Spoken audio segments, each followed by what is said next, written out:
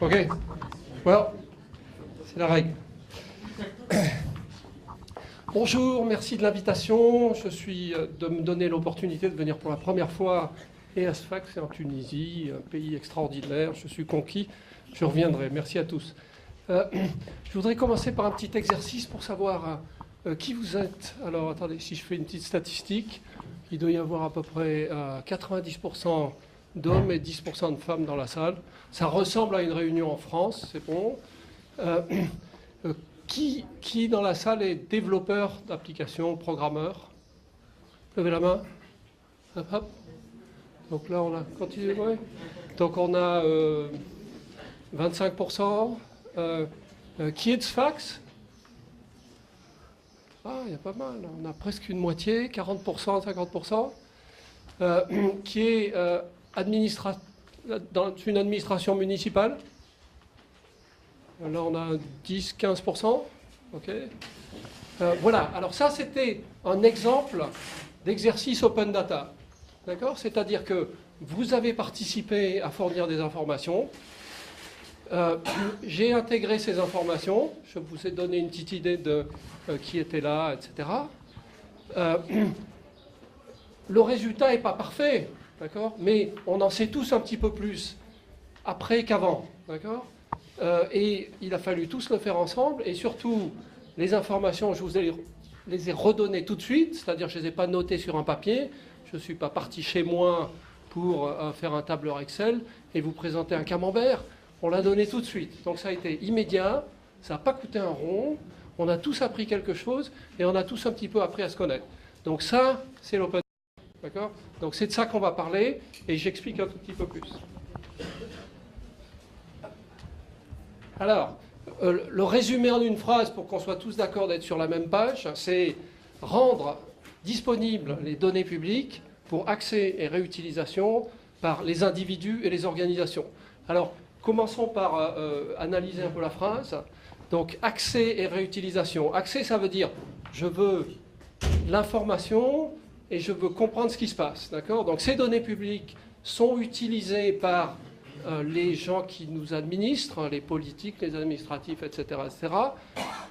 J'y ai droit quelque part parce que c'est mes impôts qui les ont payés, donc j'y ai droit, et je dois pouvoir les accéder et les comprendre. Sur quoi la municipalité base ses activités, qu'est-ce qu'ils ont, etc., etc. Deuxième chose, réutilisation, ça veut dire non seulement je veux pouvoir y accéder, mais les gens qui peuvent en faire un usage, qui peuvent développer des applications informatiques, comme STV l'a montré, doivent pouvoir y accéder, et c'est-à-dire qu'on doit pouvoir trouver des choses dans des formats et des standards qui permettent de développer. Et ensuite, deuxième point, individus et organisations, moi citoyen, moi curieux, moi journaliste, etc., je dois pouvoir simplement accéder à ces informations. Et deuxièmement, les entreprises qui sont là doivent pouvoir, elles, se nourrir de cette information pour offrir des nouveaux services, pour améliorer ce qu'ils font, et c'est ça. Donc c'est ça l'open data, c'est ça qu'on est en train de faire, et c'est ça qu'on est en train de réaliser ici. Alors, j'ai essayé avant de venir ici de comprendre où vous en êtes et ce que vous avez fait. Voilà ce que j'ai compris. Si je me suis trompé, voilà, mais c'est ce que j'ai appris en parlant avec les organisateurs, les coordinateurs. D'abord, vous avez réuni ici une communauté de gens concernés. Si vous êtes ici, c'est parce que ça vous intéresse, et c'est la première clé du succès de ces opérations. Deuxièmement, on a réuni, on l'a vu, des développeurs, des citoyens, des responsables municipaux. Et ça, c'est essentiel que l'ensemble de ces communautés se rencontrent, dialoguent. Tous ces gens ont des intérêts convergents, divergents, des connaissances différentes, les mêmes. Donc, la création de cette communauté, le fait qu'on soit tous dans cette salle et qu'on ait ces réunions après, c'est une des clés du succès de ce qu'on va réaliser tous ensemble. Et c'est vous qui allez le faire, c'est personne d'autre. D'accord? C'est pas un plan général venant d'un organisme super et tout. C'est vous, parce que vous êtes ici, parce que vous savez ce dont vous avez besoin, parce que vous connaissez les problèmes locaux de Sfax, de Bizerte, etc., qui allait pouvoir mener ce processus et le faire réussir. Alors ensuite, j'ai compris qu'il y avait 4 points clés. Les embouteillages, on les a vus à Sfax en arrivant, extraordinaire, j'aurais trouvé ça tout seul. La pollution, on nous en a aussi parlé. J'ai tout de suite dit embouteillage et pollution, en France aussi on connaît bien, il n'y a pas de problème. Nous partageons des problèmes communs. La culture aussi et l'accès aux services administratifs. Donc, parce que vous avez déjà identifié les problèmes sur lesquels vous voulez travailler, qui sont des problèmes concrets, réels dans la vie du citoyen de tous les jours, vous avez fait une première partie du travail, maintenant il faut passer à la suite.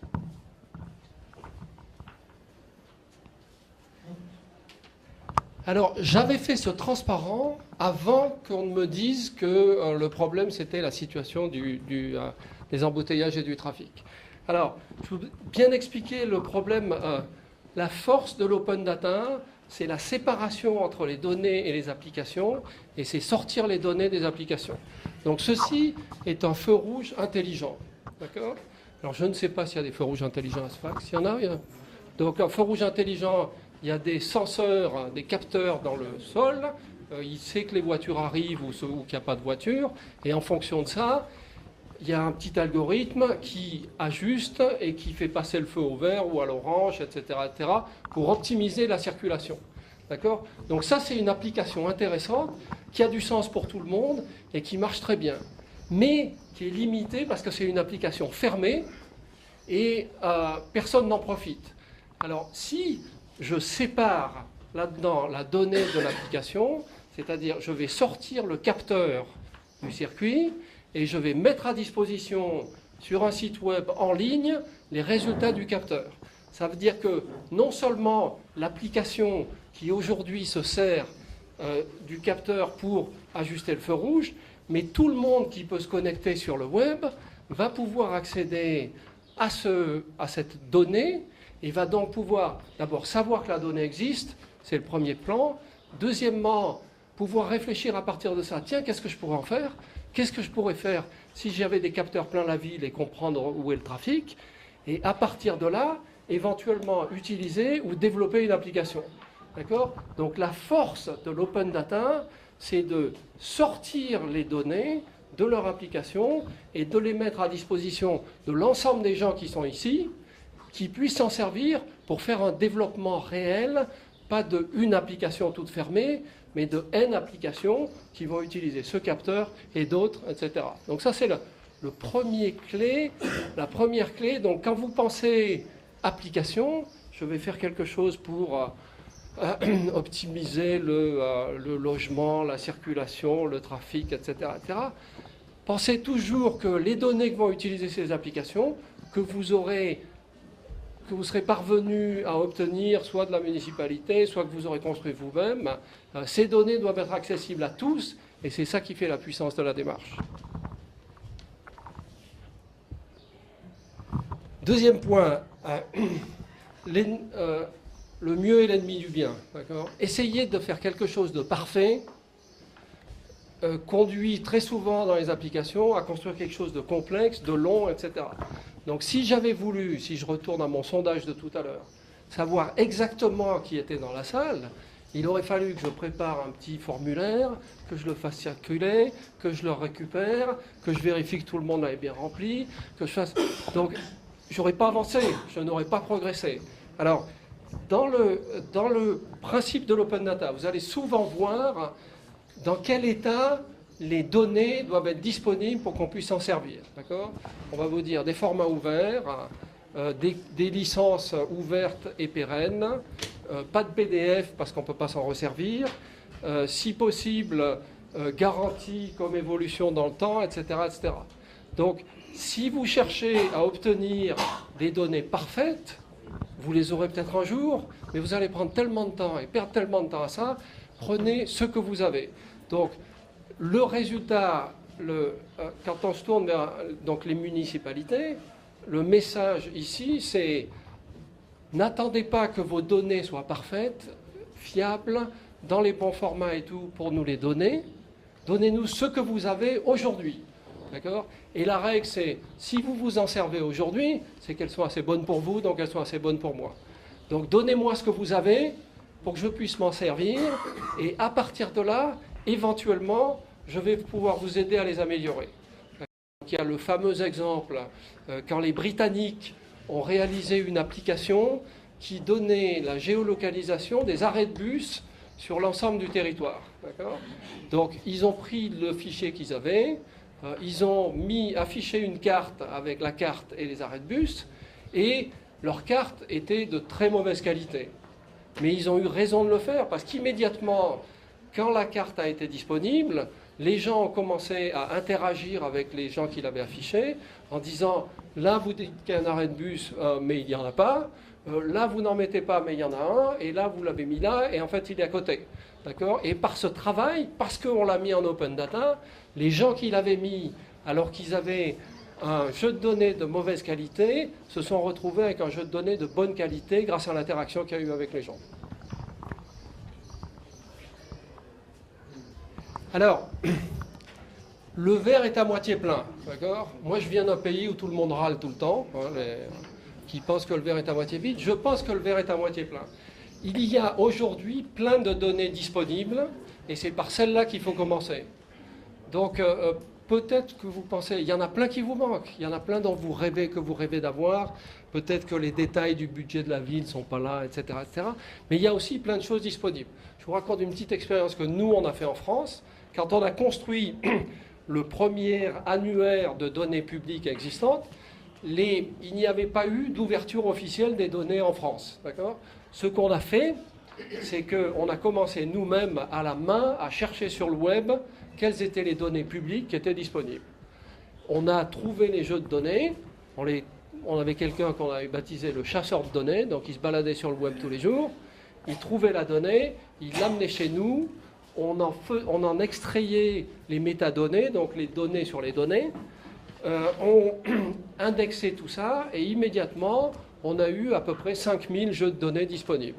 Après ça, on a fait l'exercice de compter par des outils de recherche combien il y avait de données publiques publiées par les organismes publics en France.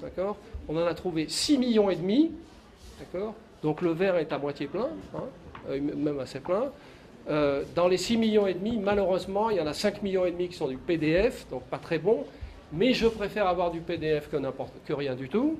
Et ensuite, on a trouvé quand même qu'il y avait 200 000 tableaux qui sont des données qu'on peut utiliser et dont on peut faire usage. Donc il y a plein de choses là-bas. Donc on veut absolument que les municipalités et les organismes publics donnent des données, mais on va montrer l'intérêt que ça représente en commençant par utiliser ce qui a déjà été mis et rendu disponible. Alors, moi, je viens d'un pays d'intellectuels. Les intellectuels français réfléchissent beaucoup. Et je voudrais donner le message inverse. L'action prime la réflexion. Donc, c'est une super bonne idée de planifier, de réfléchir, de trouver le plan idéal qui va nous amener à la situation idéale. Mais toute petite étape, tout progrès concret, toute action, tout nouveau jeu de données publié, toute petite application présentée, tout article de journalisme de données, pour le groupe qui est ici, est un pas en avant concret, est une prise de conscience par l'ensemble des gens, est un message clair envoyé sur l'importance de ce phénomène. Donc,